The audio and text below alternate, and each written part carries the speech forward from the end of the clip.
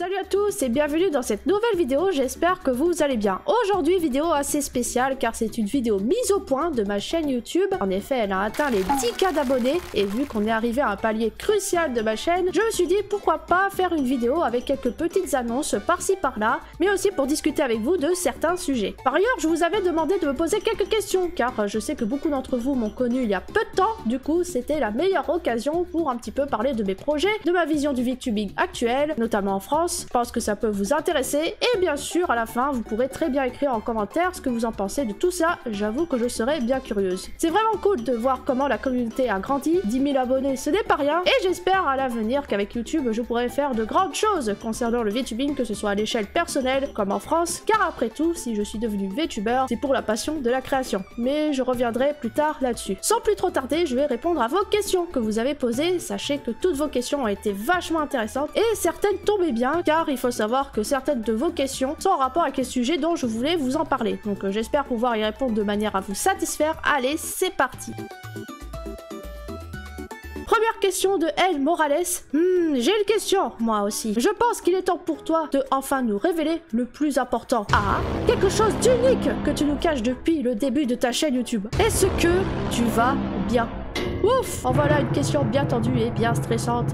Va falloir que tu réfléchisses, j'espère ne pas me louper! Ah, ça va plutôt bien. Bon, je vous avouerai que ces derniers temps ont été plutôt fatigantes parce que je faisais plein de trucs en même temps. Donc je vous cache pas que pour cet été, je vais essayer de réduire un petit peu la cadence, histoire que pour la rentrée, je puisse repartir de plus belle comme on dit. De toute façon, sur YouTube, compte tenu de comment c'était l'an dernier, très clairement la période de l'été est une période creuse, donc je vais aller un petit peu mollo, mais je reviendrai plus tard là-dessus. Alors, de la part de Ekigrut, c'est pas une question, mais j'adore tes vidéos, je te souhaite le meilleur à toi et à ta merveilleuse famille que tu as fondée. Un grand merci à toi, c'est vraiment très sympa de ta part. Question d'Atsune Miku. Ah ouais, c'est pas rien, hein. Hello Poloki, j'ai déjà une question. Est-ce que tu as déjà eu l'idée de lancer une chaîne ou un contenu gaming? Et si oui, où on peut trouver cette chaîne? Si l'idée te vient un jour, pourquoi pas même faire des events sur un jeu en particulier? Ça pourrait être sympa. Hello, alors honnêtement, bof. Je me souvenais au début de ma chaîne, je faisais du contenu gaming, mais maintenant, bon, le gaming sur YouTube, c'est un temps un peu révolu. On ne fait plus trop ça et surtout, je ne suis plus trop intéressée par le contenu gaming classique. Donc non, je pense pas en faire. En revanche, pour ce qui est d'event, je pense que si je devais en refaire, ce serait plutôt en stream pour le coup. Ça serait beaucoup plus intéressant. Alors là, j'ai plusieurs questions de Tatsuyamish VTuber. Salut à toi, ça tombe bien que tu demandes de poser des questions, j'en ai justement beaucoup. Ouf, allez, c'est parti, on y va, c'est sport là. Alors premièrement, est-ce que tu penses qu'il faudrait créer un groupe français de VTubers comme les Hololive ou Nijisenji pour mieux référencer les VTubers FR? C'est une très bonne question ça. Deuxième question, quels sont tes projets d'avenir en tant que VTubeuse française? Troisième question, penses-tu faire des collabs avec d'autres VTubers? Quatrième, est-il possible en 2023 de devenir VTuber malgré l'ampleur du phénomène et la base de visibilité des VTubers français? Bon, je pense que ça ira pour l'instant, hâte de voir ta vidéo. Hello! Eh bah, dis-toi que tu m'as posé de très bonnes questions, et donc, bien sûr, on va commencer dans l'ordre. Alors, la première question, donc, est-ce qu'il faudrait créer un groupe de VTubers français à la Hololive et Nijisenji? Alors, oui et non, je m'explique. Pour moi, en tant qu'individu, on n'est pas obligé d'être dans un groupe, ou d'en créer un pour se démarquer en tant que VTuber. Surtout que créer un groupe, ce n'est pas forcément l'exercice le plus simple à faire. Des fois, il vaut mieux faire son propre chemin et voir après ce qu'on veut. Maintenant, pour référencer le VTubing FR, là, c'est une autre histoire. Je dirais oui, mais pas que. En réalité, et c'est ce que je pense, hein, il faudrait bien plus qu'un simple groupe à proprement dit, mais vraiment une entreprise. D'ailleurs, j'aime pas trop le mot groupe pour désigner Hololive ou Nijisenji, car ça donne l'impression que ce sont des groupes de potes hein, qui ont fait leur petit groupe ensemble, mais ce n'est pas du tout le cas. Hololive ou Nijisenji, ce sont vraiment des entreprises qui ont investi de l'argent dans le VTubing pour faire en sorte que le VTubing soit le nouveau divertissement de demain. Très concrètement, pour ces filiales, le VTubing est un business plan. Pour eux, un nouveau support de communication et de divertissement qui est proposé à la population. Peu comme si on aurait des producteurs de films qui vont créer leur propre studio et du coup proposer le divertissement via le film. Et on remarque qu'au Japon, par exemple, Hololive est vraiment une institution à ce niveau. Si vous suivez mes actus virtuels, vous saurez que par exemple, Hololive investit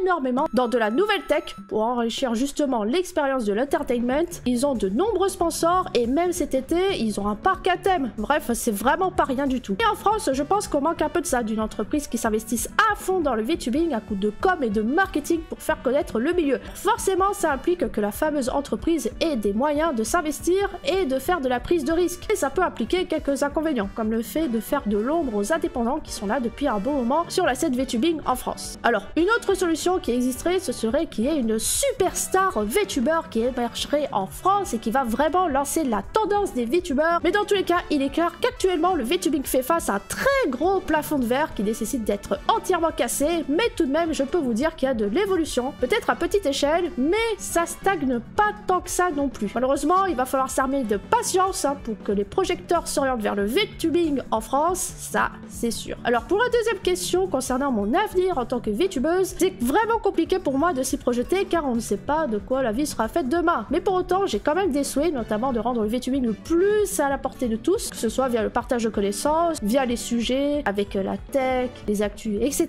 sur ma chaîne YouTube. Et j'ai aussi le projet de revenir en stream avec ce que j'ai toujours voulu faire, c'est-à-dire les streams interactifs. J'en parlerai plus tard dans la vidéo. Pour la troisième question concernant les collabs, alors pourquoi pas, mais il faudrait vraiment que ce soit pertinent par rapport au contenu que je produis. C'est-à-dire que je vais pas faire des collabs pour faire des collabs. Ce serait pour faire des choses en particulier que je voudrais bien m'y mettre, et ça dépend de beaucoup de paramètres. Et pour la quatrième question, est-ce que c'est pertinent de se lancer en tant que VTuber en 2023? Alors franchement, si j'ai un truc à dire là-dessus, mieux vaut être VTuber dès maintenant, si vous le voulez.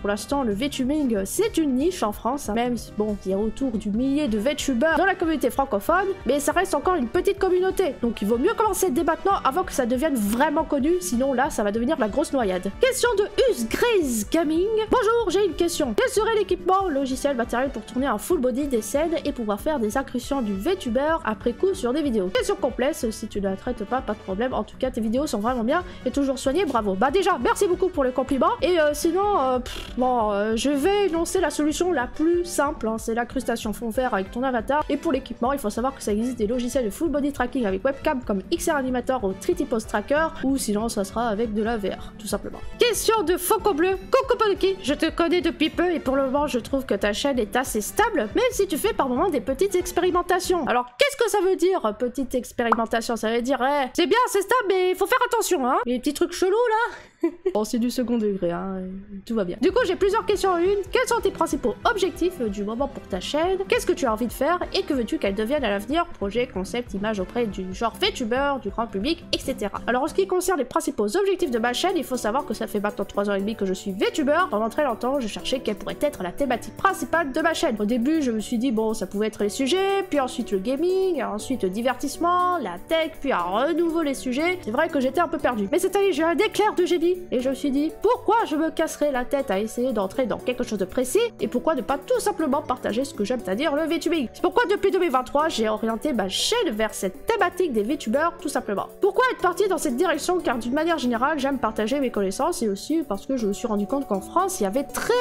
peu de gens qui s'y connaissent vraiment dans le domaine. Et moi qui s'y connais un petit peu quand même, je me suis dit que je pourrais partager ce que je sais et également ce qui se passe dans le VTubing d'une manière générale, notamment à travers les actus virtuelles. Cette décision, je pense que ça a été la meilleure que j'ai prise en termes de format vidéo, parce que grâce aux actus virtuels, je peux être pluridisciplinaire. Je peux parler de VTubing, mais aussi, vu que j'aime la technologie, du coup je parle de technologie aussi dans ces actus, et je trouve ça bien aussi de faire intéresser les gens sur d'autres domaines, que plutôt s'enfermer dans l'unique bulle du VTubing. Toujours bien de s'ouvrir à d'autres horizons, et puis aussi ça permet de montrer qu'être VTuber, ce n'est pas juste s'enfermer dans la bulle VTuber, et qu'on peut faire un peu de tout. Par ailleurs, vous verrez qu'il m'arrive de parler de personnalités insolites aussi, ou d'actu internet, histoire de mieux comprendre ce qui se passe, ou de vous faire découvrir des nouvelles choses. Bref, tout cela pour dire que je fais de mon mieux pour trouver des formats de vidéos qui soient en rapport avec le VTubing et plus encore. D'ailleurs, j'ai quelques idées de formats qui viendront compléter mes documentaires sur les VTubers, enfin documentaires entre guillemets, c'est pas non plus Arte, mais ça viendra plutôt pour la rentrée, car ça va me demander un travail de recherche assez considérable, étant donné que pendant l'été, les gens sont en général plus en mode vacances, sans prise de tête, j'ai compris que voilà, on n'a pas forcément envie d'apprendre des trucs durant cette période estivale. En tout cas, j'ai constaté ça l'an dernier. Donc, je me suis dit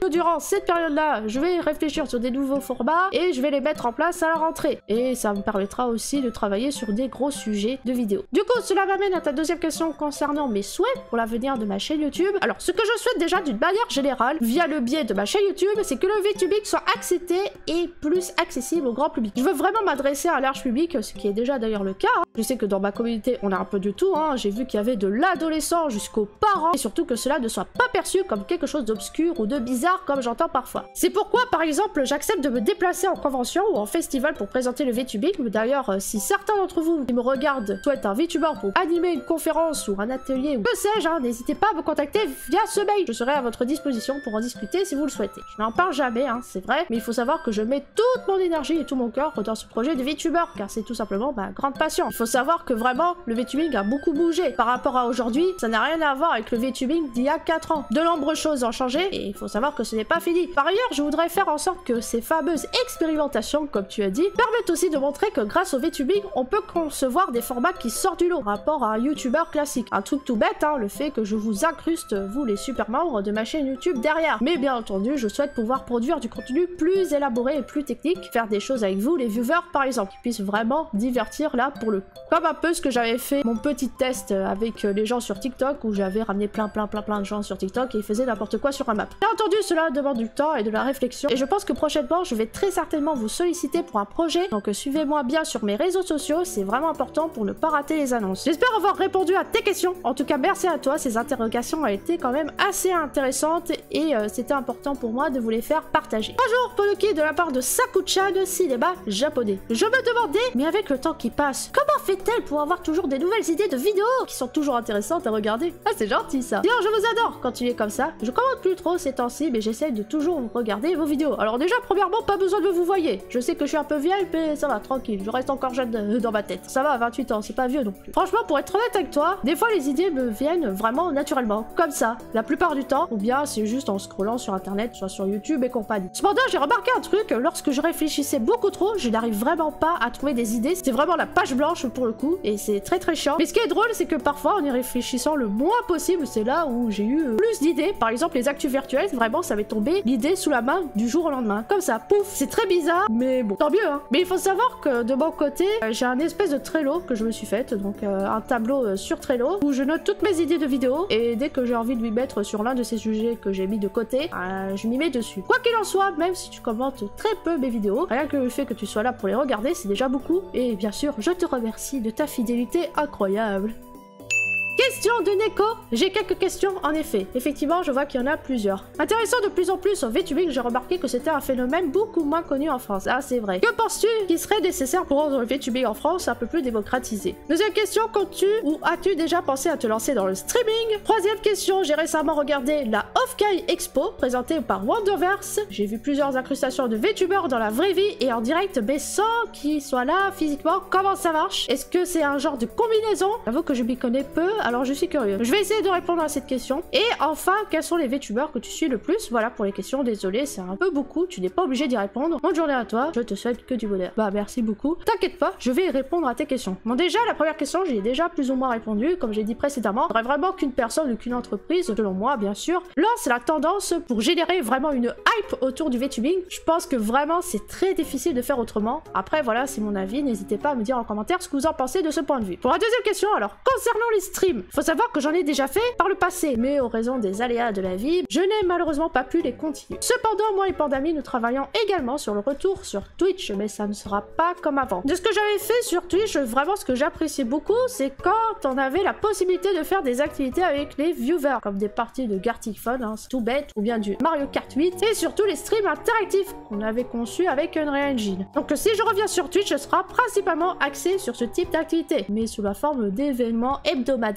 grand max, et non plus 2 à 3 fois par semaine comme avant, car c'est impossible de gérer le stream en même temps YouTube en parallèle. Ce sera donc plus ponctuel. Et il faut savoir que Pandami travaille activement sur le projet Unreal Engine. J'ai délégué tout le travail à lui, car pour moi ce n'est plus vraiment possible d'y travailler concrètement dessus, étant donné que je fais du YouTube en masse, et aussi les commissions, et puis ma vie de maman, etc. Bref, c'est compliqué de tout faire à la fois. Donc il faut savoir que lui, il travaille sur des moyens d'approfondir un peu plus les streams interactifs, avec de nouvelles fonctionnalités à explorer. Nous espérons pouvoir relancer la machine Twitch pour la rentrée au minimum, hein. En tout cas, c'est ce qu'on espère. On verra bien comment les choses évolueront cet été, et comment nous allons gérer tout ça, parce qu'il y a aussi la problématique de la garde pour la petite. Mais sachez que nous avons déjà bien avancé, même s'il nous reste encore des fonctionnalités à développer, notamment nous aimerions avoir une scène dédiée pour Twitch et bien d'autres choses. Donc voilà pour les infos concernant le streaming. En ce qui concerne l'incrustation pour la réalité augmentée, alors je suppose que tu fais référence à cette vidéo, par exemple, où on voit aura des VTubers s'incruster à côté de personnes lors de la convention. Alors, à première vue,